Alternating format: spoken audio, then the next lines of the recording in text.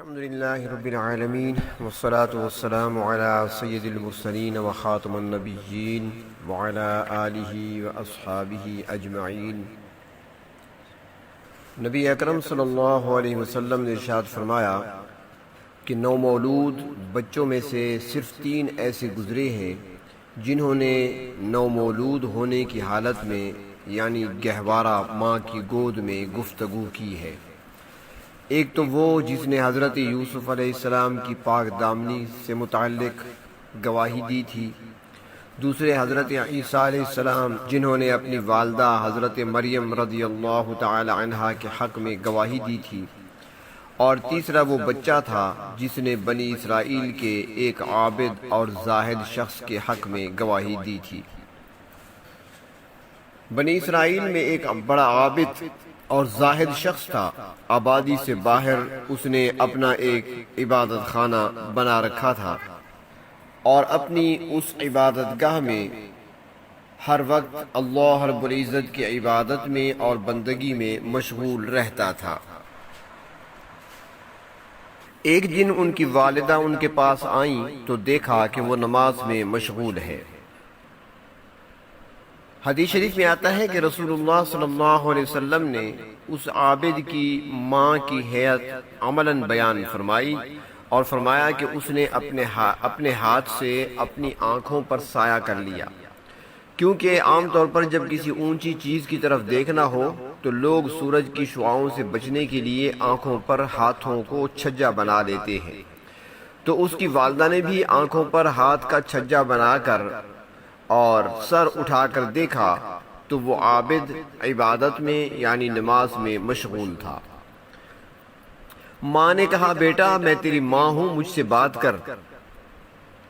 لیکن اس عابد کے سامنے اس کی نماز تھی۔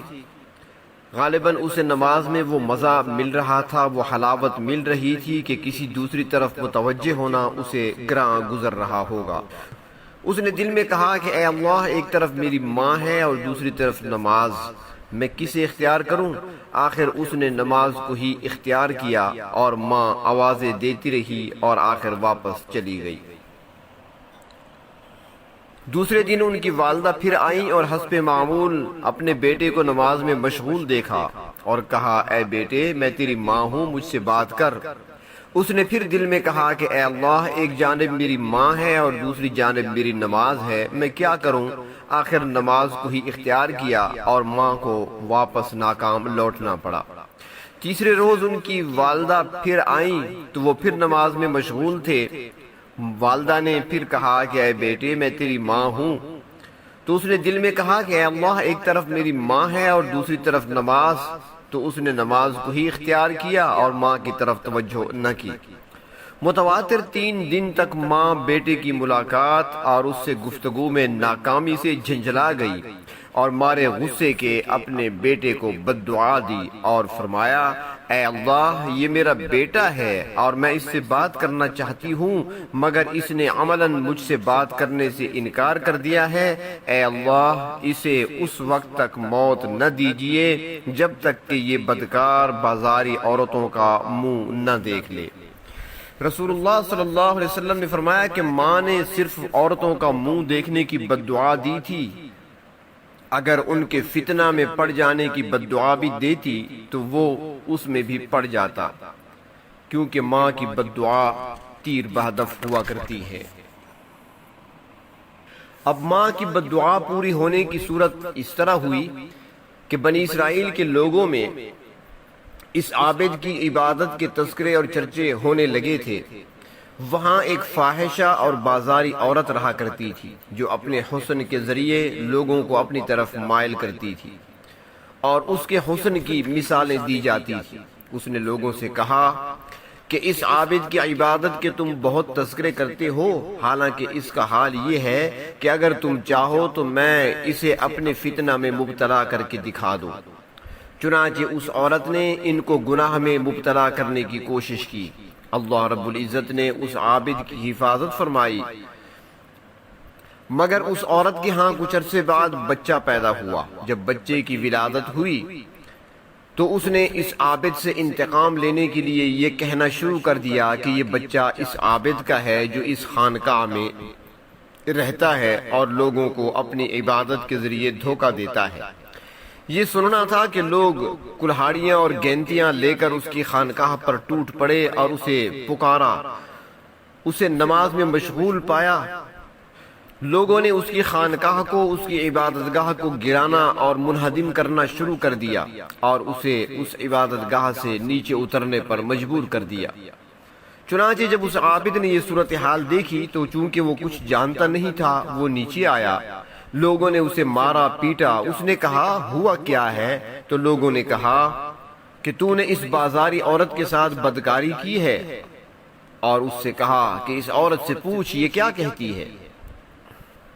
وہ عابد کہنے لگے مجھے نماز پڑھنے کی مہلت دو۔ چنانچہ انہوں نے نماز پڑھنے کی مہلت دے دی۔ وہ نماز مکمل کر کے واپس آئے تو لوگ اس بچہ کو لے آئے جس کے متعلق کہا جا رہا تھا کہ یہ اسی عابد کا بچہ ہے۔ چنانچہ اس عابد نے ہلکی سی مسکراہٹ کے ساتھ بچے کے سر پر ہاتھ پھیرا اور اس کے پیٹ میں انگلی سے ذرا سا ٹھوکا دیا اور اس سے پوچھا کہ اے لڑکے بتا تیرا باپ کون ہے؟ تو وہ بچہ ماں کی گود میں ہی بول اٹھا۔ اس نے کہا کہ میرا باپ تو فلاں چرواہا ہے جو بھیڑیں بکریاں چراتا ہے۔ نومولود بچہ کو اتنا واضح کلام کرتے دیکھ کر اور اس کی زبان سے اس عابد کی برات کی گواہی سن کر لوگوں کو عقل آئی، کیونکہ بے عقل عوام کا حال یہی ہوتا ہے کہ جہاں کسی کی کوئی بات سن لی تو بغیر تحقیق کے اسے قبول کر لیا۔ تو لوگوں کو بعد میں احساس ہوا کہ ہم نے اس عابد کے ساتھ بہت زیادتی کی ہے۔ چنانچہ وہ لوگ فرط عقیدت سے اس سے لپٹنے لگے اور اس کا ابو سال لینے لگے اور کہنے لگے کہ ہم نے آپ کی خانقاہ کو، آپ کی عبادت گاہ کو گرایا تھا، ہم اسے سونے چاندی سے دوبارہ تعمیر کریں گے۔ انہوں نے کہا کہ نہیں، اس کی ضرورت نہیں، بس تم اسے اس کی سابقہ حالت پر لوٹا دو اور مٹی گارے سے ہی دوبارہ اس کو تعمیر کر دو۔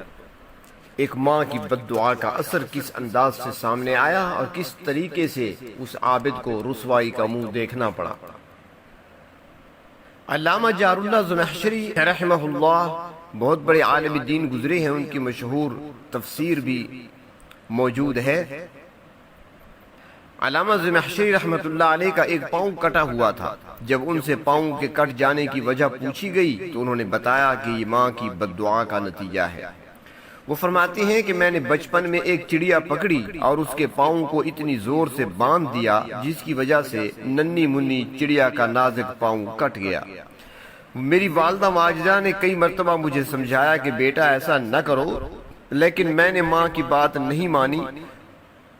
جب ماں نے دیکھا کہ چڑیا کا پاؤں کٹ گیا ہے تو یہ دیکھ کر میری والدہ بہت رنجیدہ ہوئی اور ان کی زبان سے یہ بد دعا نکل گئی کہ جس طرح تو نے اس ننھی منی چڑیا کا پاؤں کاٹا ہے اسی طرح تیرا پاؤں بھی کاٹا جائے۔ فرماتی ہیں یہ اسی بد دعا کا اثر ہے کہ مجھے ایسی بیماری لاحق ہو گئی کہ طبیبوں نے اس کا علاج پاؤں کا کاٹنا تجویز کیا اور میرا پاؤں کاٹ دیا گیا اور اس دن سے آج تک میں لنگڑا ہوں۔ ماں کی بد دعا سے بچنا چاہیے اور ماؤں کو بھی چاہیے کہ وہ غصے کی حالت میں بھی احتیاط سے کام لیا کریں، ایسی بد دعا نہ دیا کریں کہ جس سے بعد میں نقصان ہو اولاد کا اور خود ان کو بھی بعد میں پچھتانا پڑے۔ اگر دینی بھی ہے کوئی بد دعا تو ایسی دینی چاہیے جس سے فائدہ ہی ہو آگے۔ ایک بچہ انتہائی شرارتی تھا عرب میں، اور اکثر وہ شرارتیں چھوٹی موٹی کیا کرتا تھا اور والدہ ان کو سمجھایا بھی کرتی تھی، لیکن وہ بچہ تھا، باز نہیں آتا تھا شرارتوں سے۔ ایک دن تو اس بچے نے حد کر دی کہ جب مہمان آئے ہوئے تھے اور مہمانوں کے لیے کھانا تیار ہو رہا تھا، والدہ نے گوشت ابلنے کے لیے آگ پہ رکھا ہوا تھا، تو اس بچے نے اپنی شرارت سے کام لیتے ہوئے مٹی اٹھائی اور جا کر اس سالن میں یا اس ابلتے ہوئے گوشت کی ہانڈی میں مٹی ڈال دی۔